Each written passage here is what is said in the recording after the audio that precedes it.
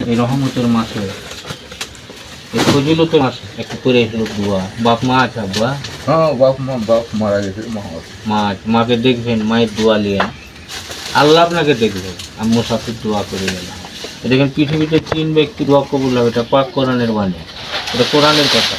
তবে সর্বশ্রেষ্ঠ দোয়া হলো আপনার দোয়া হলো আসল। যতই কিছু করো আপনার ছেলে মেয়ে যত কিছু করে বেড়ায়, আপনি অন্তর থেকে দোয়া করেন, কবুল হবে। এটা কোরআনের কথা, মুখের কথা নয়। বাপ মায়ের দোয়া হলো শ্রেষ্ঠ দোয়া, তারপরে দোয়া কবুল হবে মুসাফির। নাচল থানা চাপায়।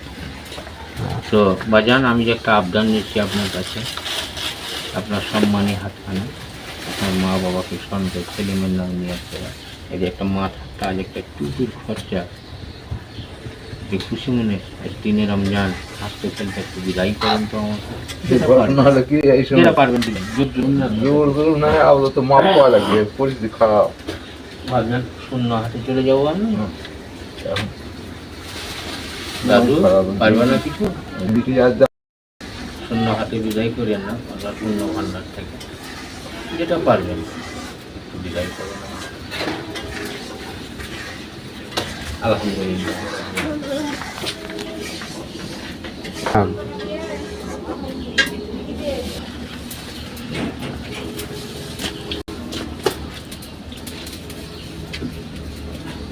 আপনি তো কাজ কাম করতে পারবেন।